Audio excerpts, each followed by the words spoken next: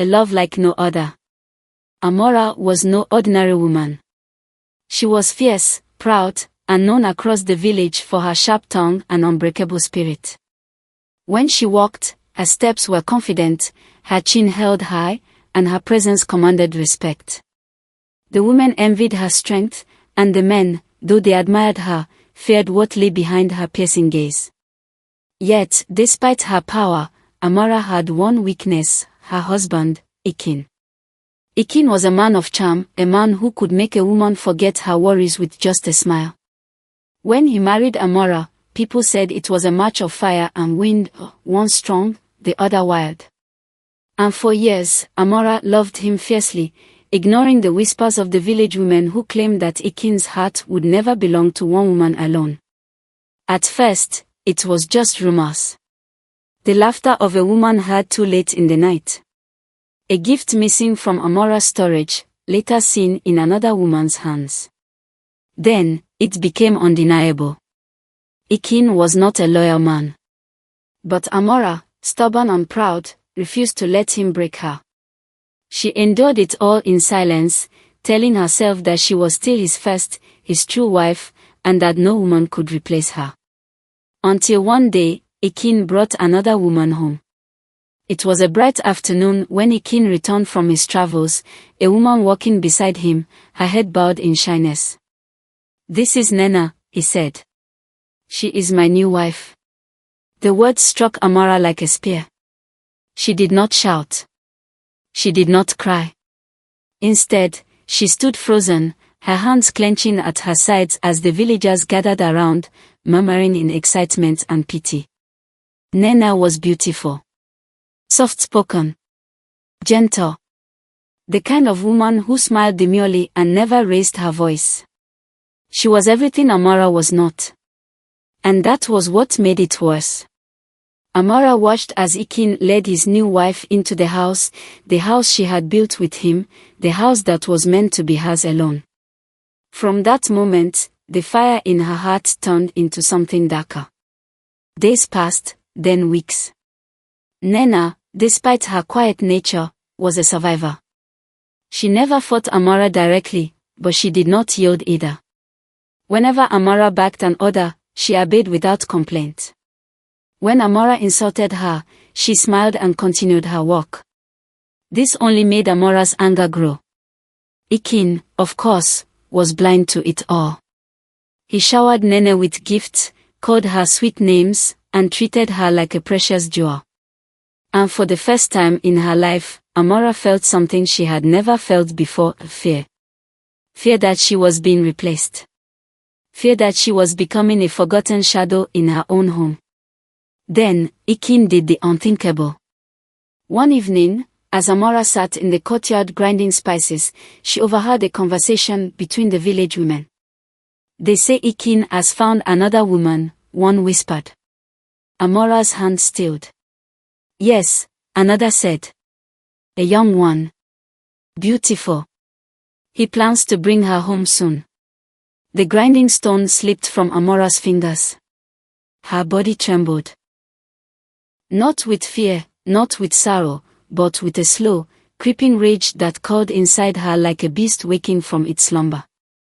That night, as she lay beside Ekene, listening to his soft snores, she made a vow. She would not let this continue. She would make sure of it. The rivalry begins. The house that once belonged to Amara alone now had another woman's presence woven into its walls. Nena, soft-spoken and gentle, moved through the space like a shadow, never daring to step on Amara's pride but never disappearing completely either. At first, Amara told herself she could tolerate it. That she was still the true wife, the first wife.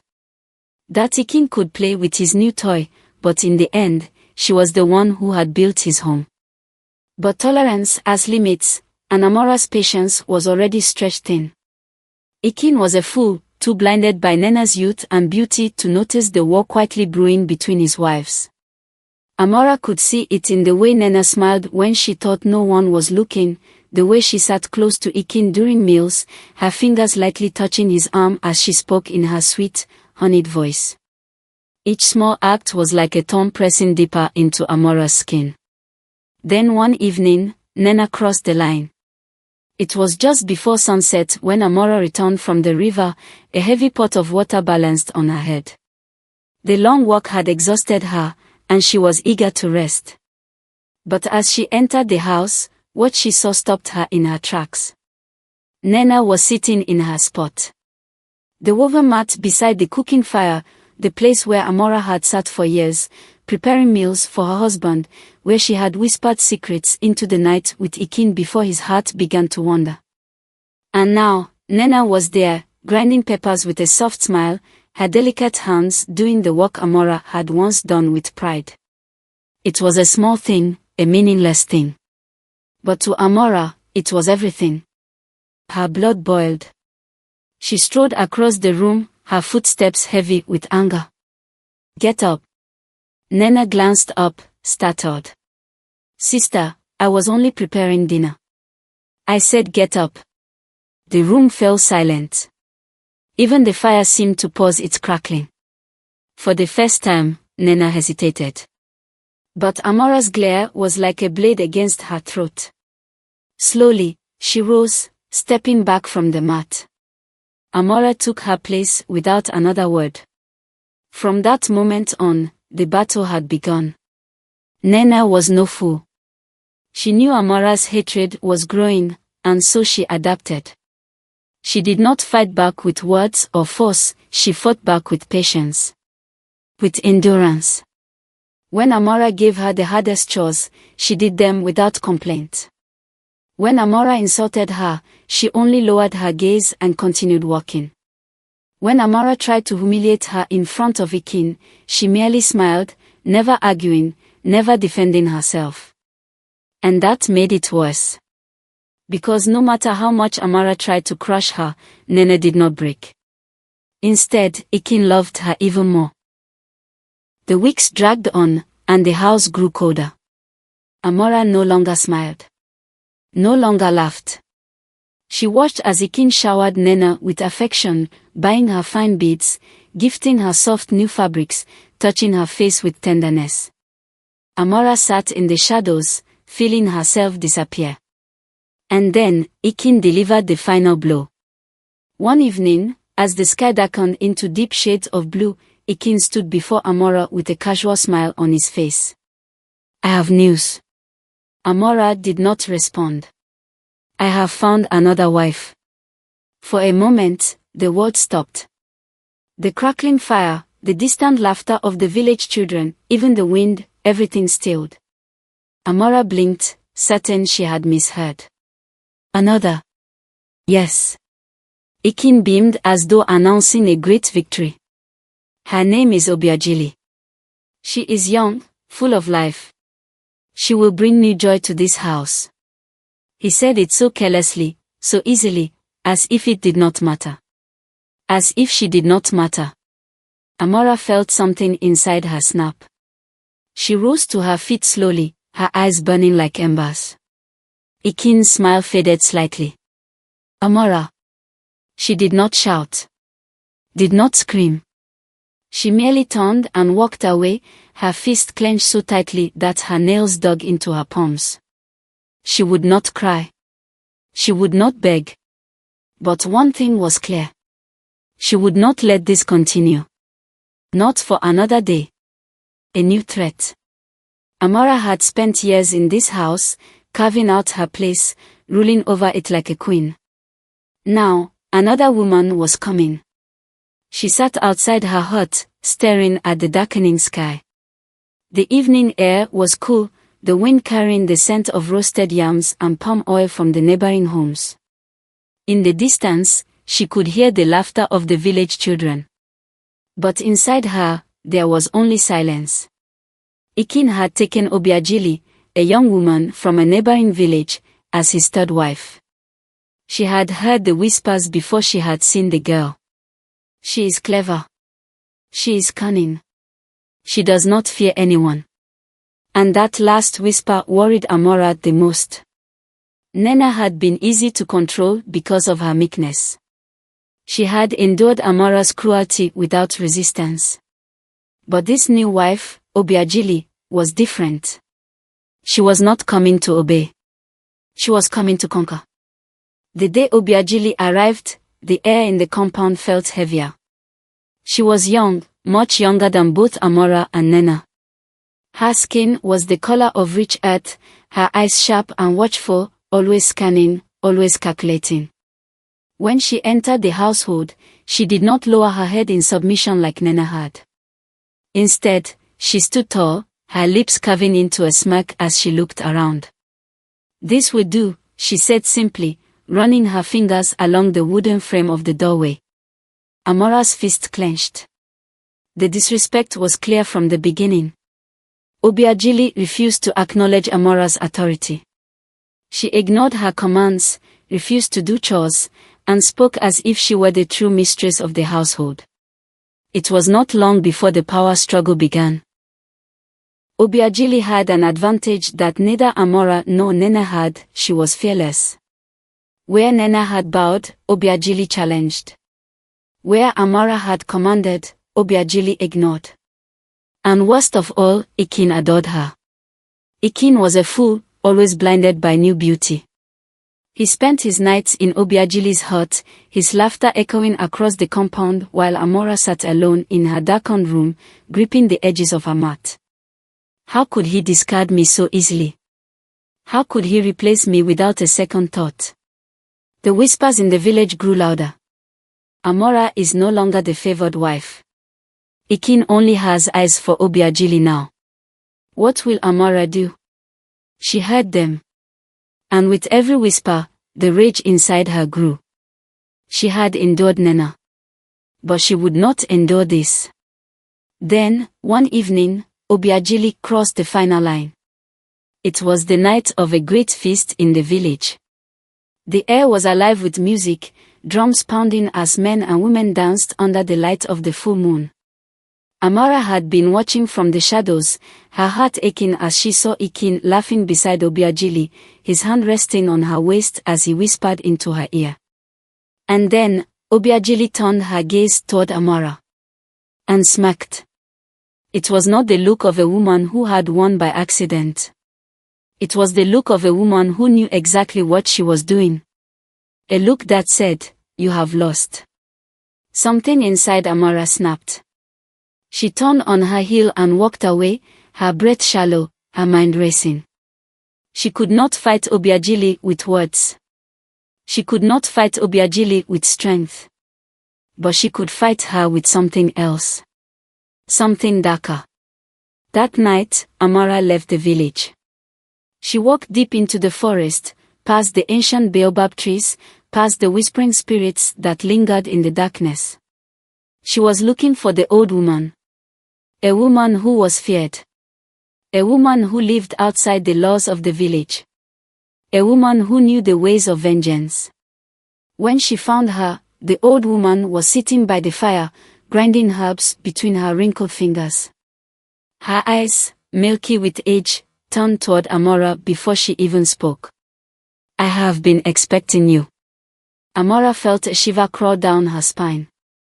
"You have lost your place, haven't you?" the old woman murmured, tilting her head. "Another woman has taken what belongs to you." Amara swallowed hard. "I need your help." The old woman smiled, her teeth yellowed, her lips thin and cracked. "Tell me, child, do you want him back?" Amara hesitated. And then, slowly, she shook her head. "No," she whispered. "I want him to suffer." The old woman nodded, her fingers moving through the herbs. "Then I will give you a gift," she said. "A recipe. But be warned, once you begin, there is no turning back." She reached into a clay pot, pulling out a small bundle wrapped in dark cloth. "This is what you will need," she said. Amara took the bundle with trembling hands. "What is it?" she asked. The old woman leaned closer, her breath cold against Amara's skin. "A way to end your suffering," she whispered. "A way to make sure he never betrays you again." The wind howled through the trees, carrying the scent of something bitter, something ancient. Amara closed her fingers around the bundle. She did not know exactly what she had just taken. But she knew one thing. Ekene's time was running out. A dark plan is set in motion. The night Amara returned from the forest, she was no longer the woman she had been before. She walked into the compound with silent steps, her face calm, her body moving like a shadow. In her hands, she carried a small bundle, wrapped tightly in dark cloth, the old woman's gift. She entered her hut without a word. No one saw the change in her. No one knew what she carried. No one knew that death had just entered Ekene's home. For the next few days, Amara said nothing. She did not argue with Obiageli.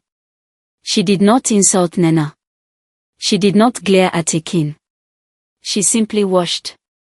Watched as Ekene spent his nights in Obiageli's hut. Watched as he laughed, oblivious to the storm brewing in his own home. Watched as Nena, once her enemy, now became the least of her problems. Her silence made the entire household uneasy. Even Obiageli, who had once taunted Amara with her smirks and arrogance, began to feel the weight of her gaze. Something was coming. Something dark. One evening, as the sun bled into the horizon, Amara finally acted. She entered the kitchen hut, closing the door behind her. The small clay pots lined the shelves, the scent of spices and palm oil thick in the air. She knelt before the fire, unwrapping the bundle.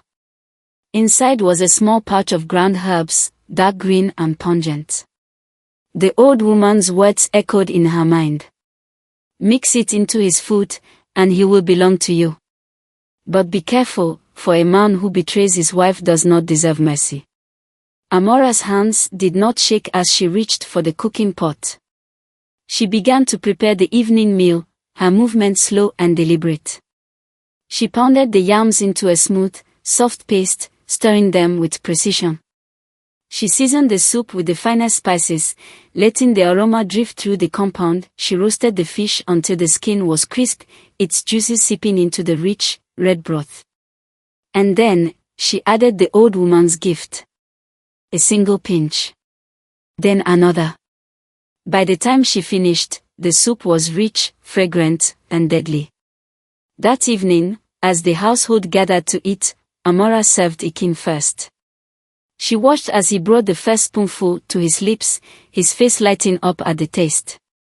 Amara, this is the best meal you have made in a long time, he said, swallowing greedily.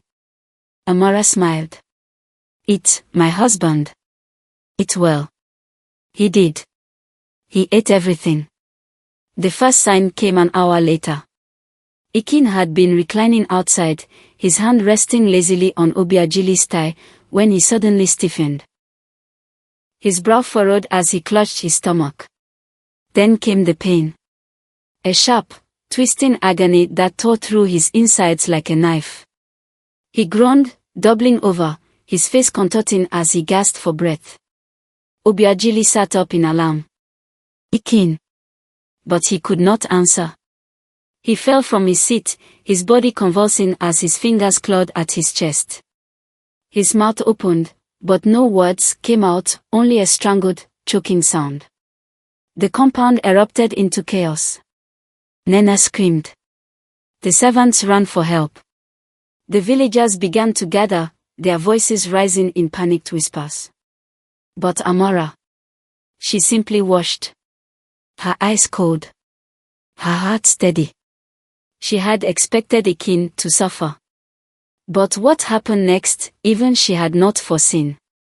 The convulsions stopped. Ekene went still. For a moment, silence fell over the compound. Then, he moved. His body jerked violently. His eyes, wide and glassy, darted around wildly. And when he opened his mouth, his voice was not his own. Amara, what have you done? A shiver ran through the crowd. The way he spoke, it was as if something else had entered him. Something not human. The villagers gasped as Ekene rose to his feet, his movements unnatural, his limbs stiff. His face, once handsome and full of arrogance, was now twisted in an expression of pure horror. He turned to Amara, his mouth opening too wide, his voice a rasped whisper. "You think you could poison me, and walk away?" A gust of wind tore through the compound, sending dust spiraling into the air. Amara's breath caught. She had not expected this. She had expected pain. She had expected weakness. She had expected revenge. She had not expected him to rise. The old woman's words came rushing back. A man who betrays his wife does not deserve mercy. Had she not understood? Had she not realized what the herbs would do? The villagers backed away, fear spreading through their ranks. Because whatever was standing in front of them now was no longer just Ekene. The feast of betrayal. The compound was drowning in whispers and fear. Ekene stood in the center, his body wrong, his movements unnatural. His breathing came in ragged gasps, his eyes wild and filled with something that did not belong in this world. The poison should have weakened him. The poison should have humbled him. The poison should have destroyed him.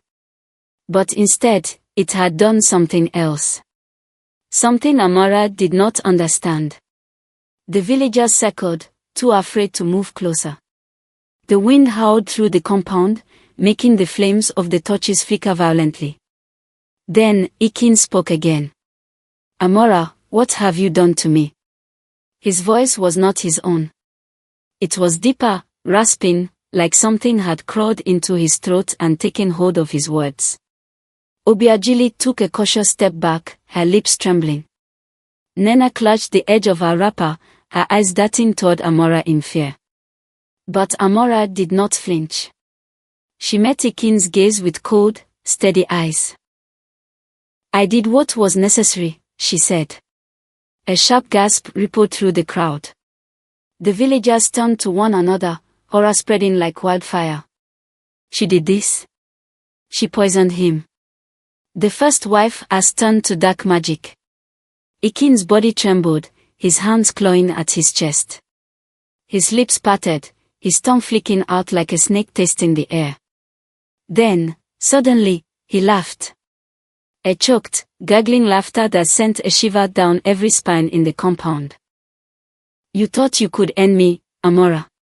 His mouth twisted into a grin that was too wide, too unnatural. "You thought you could steal my power." Amara clenched her fist. "Your power," she spat. "You think you are still a man? You have lost everything, Ekene. You are nothing." Ekene's laughter stopped abruptly. His head tilted to the side, studying her. "Then why do I still stand?" And before anyone could move, he lunged at her. A scream tore through the compound as Ekene's body collided with Amara's, sending her crashing to the ground. His hands closed around her throat, squeezing, too strong, too unnatural. For the first time that night, fear entered Amara's heart. She had thought she was in control. She had thought she was winning. She had thought she had defeated him. But now she realized she had created something worse. Nena and Obiageli shrieked, stumbling backward as the villagers rushed forward, trying to pry Ekene off of her. "Let go of her. He's lost his mind. This is a curse." But Ekene would not let go. His fingers tightened, his lips curling into a grin. "You should have been a good wife, Amara," he whispered. "Now, you will pay the price." And then, he did the unthinkable.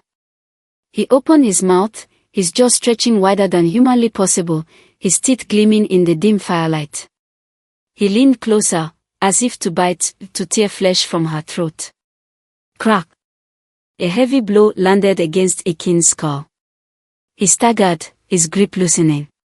Amara gasped for breath, coughing as she scrambled away. She turned to see Nena, her hands shaking, holding a thick wooden pestle, the kind used for pounding yam. Her eyes were filled with terror. Ekene growled, his body lurching as he turned toward her. His lips peeled back into a snarl, his muscles twitching like a predator ready to strike. Nena had saved Amara. But now she had made herself a target. Obiageli screamed, grabbing Nena's arm. "Run!" But Ekene was too fast. His hand shot out, gripping Nena's wrist before she could move. The villagers shouted, some turning to flee, others frozen in terror. Amara had to act. She had to finish this. She stumbled to her feet, her head spinning. The old woman's words rang in her ears. "A man who betrays his wife does not deserve mercy." Mercy. That had been her mistake. She had only poisoned him. But what he deserved was destruction. Amara ran toward the fire pit. She grabbed the clay pot, the one that had held the poison soup. With every ounce of strength she had left, she turned and hurled it at Ekene's face. Crash! The pot shattered against his skin, sending a thick, boiling liquid splashing across his eyes. A terrible, ear-splitting scream tore through the night. Ekene reeled back, releasing Nena as his hands flew to his burning skin. His cries were not human, they were otherworldly, an unnatural shriek that made the villagers tremble. Steam rose from his face as his skin melted, the poison finally finishing what it had started. He stumbled backward, his breath rattling, his body twitching violently. And then, he collapsed. The entire compound fell silent. The only sound left was the crackling of the fire, and the faint, ragged breaths of a dying man. Amara stood over Ekene's twitching body. She did not blink. She did not speak. She only watched as the life drained from him, his body curling inward, his fingers grasping at nothing. And then, he was still. For a moment, no one moved. Then, slowly, Nena dropped to her knees, shaking. Obiageli let out a breath she had been holding. The villagers, still frozen, exchanged uneasy glances. And finally, Amara turned to them. "It is done." Her voice was cold. "Steady. Ekene will betray no one ever again." But the nightmare was not over. Because just as the villagers thought it was safe, just as they believed Ekene was truly dead, a single, rasping whisper echoed into the night. "You will never be free." And Ekene's lips curled into a final, haunting smile. The wrath of the village. The compound stood frozen in horror. Ekene's lifeless body lay on the ground, steam still rising from his melted flesh. His hands, once strong and powerful, were now curled like the claws of a dying beast. But his lips were smiling. Even in death, he was mocking them. The villagers, who had stood in stunned silence, finally found their voices. "She killed him," one man shouted. "Witchcraft," another cried. This was no ordinary poison. The whispers turned into murmurs, the murmurs turned into shouting, and soon, the entire village erupted into chaos. Obiageli grabbed Nena's arm. "We have to leave," she whispered urgently. Nena, still kneeling beside Ekene's corpse, was trembling. Her face was pale, her lips slightly parted, as if she were trying to breathe but couldn't. Obiageli shook her harder. "Nena, we have to go." But Nena did not move. She was staring at Ekene's body, staring at that awful, twisted smile, staring at the thing she had once called her husband. She had lived in fear of him. She had endured his neglect, his arrogance, his betrayal. And now, he was gone. But why did it not feel like victory? Why did it feel like something was still watching them? Amara turned to face the crowd. Her hands were still stained with the poison, her face marked with sweat and soot. But she did not tremble. She did not run. She met their stares with defiance. "Yes," she said, her voice clear. "I did this." The villagers gasped. "She admits it. She is a murderer. A cursed woman." The village elders stepped forward, their robes heavy with the weight of their authority. The chief, an old man with deep lines carved into his face, lifted his staff and pointed it at Amara.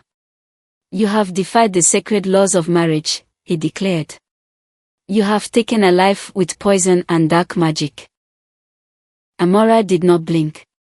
"And what of Ekene?" she said. "Did he not defy those same laws? Did he not humiliate his wives? Did he not think himself above the gods?" The villagers murmured. Many of the women lowered their gazes, their minds stirring with memories of their own husbands, of their own pain. But the men were furious. "A wife must never raise her hand against her husband," one of them bellowed. "No matter his crimes. She has set a dangerous example," another added. "If we let her stay, what will stop other wives from doing the same?" The chief's grip on his staff tightened. Amara must be punished. Obiageli and Nena watched in horror as the elders whispered among themselves, debating Amara's fate. "They will kill her," Nena said, her voice barely a breath. Obiageli's jaw clenched. "We can't let that happen." Nena turned to her, her eyes wide. "What do you mean?" Obiageli's hands fisted in her lap. "She saved us," she said. "If it weren't for Amara, Ekene would have killed you tonight. And me. And maybe even more after that." Nene bit her lip. She knew Obiageli was right. But how could they save Amara? The elders finally turned back to the crowd. The chief lifted his staff. "Amara will be exiled," he declared. "From this day forward, she is no longer welcome in this village." A gasp rippled through the crowd. Some had expected her to be put to death. But exile was worse. To be cast out, alone, with no protection, it was a slow death. Amara's lips curled slightly. She had expected this. It was not mercy. It was cowardice. The men feared her now. The women whispered about her in secret. They did not want her dead. They wanted her forgotten. The next morning, Amara left. She carried no belongings.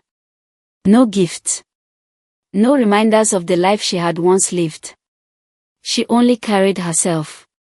The village gates were lined with people, watching as she stepped beyond them, stepping into the unknown. Obiageli and Nena stood among them. They said nothing. They did not beg her to stay. They did not plead for her forgiveness. They only watched. And in that moment, Amara understood. She had never belonged to this village. She had never belonged to Ekene. She had never belonged to anyone. And now, she was free. But as she walked into the forest, the wind whispering through the trees, a voice echoed behind her. Soft. Rasping. Familiar. "You will never be free." Amara did not turn around. She did not stop walking. She only clenched her fist and disappeared into the shadows. The legend lives on. The village never forgot what had happened that night. Ekene's death became a warning, a story whispered around fires, passed down through generations. The men told it as a tale of caution, of a woman who defied the sacred laws of marriage, who dared to challenge her husband's power, and who was cursed for her sins. The women told it as a tale of vengeance. Of a wife who had endured too much, who had suffered in silence for too long, and who had taken her justice when no one else would. And as for Amara, she became a legend. Some said she had perished in the wild, her bones swallowed by the deep forest. Others whispered that she had gone to the mountains, where the spirits welcomed her as one of their own. But the most feared rumor of all? That she was still watching. Years later, the village moved on. Obiageli and Nena, once enemies, became the keepers of Ekene's household.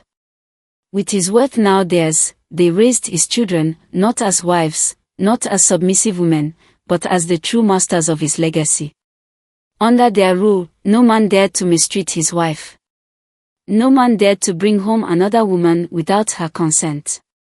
The village had seen what had happened to Ekene. They would never forget. But even as life continued, as crops were harvested, as children were born, and as elders passed on their wisdom, one thing remained the same. On certain nights, when the wind blew just right, when the trees whispered in low voices, when a husband came home too late, his clothes smelling of another woman, the villagers swore they could hear her. A voice, soft as the rustling leaves. A man who betrays his wife does not deserve mercy. One night, a young girl sat at the feet of her grandmother, listening to the old woman's voice as she told the tale of Amara once more. And that, my child, the grandmother said, her voice a quiet hush, is why men must be careful. Because Amara's spirit still lingers. And if a husband dares to betray his wife. She leaned in close, her breath warm against the girl's ear. She will come for him. The little girl shivered, clutching her wrapper tightly around her shoulders. But grandmother, she whispered, do you think she was a villain? The old woman smiled. A slow, knowing smile. That depends, she said. Are you asking as a wife? Or as a woman? And with that, she blew out the lantern, plunging the room into darkness. Outside, the wind howled. And somewhere, in the deepest shadows of the forest, a woman laughed.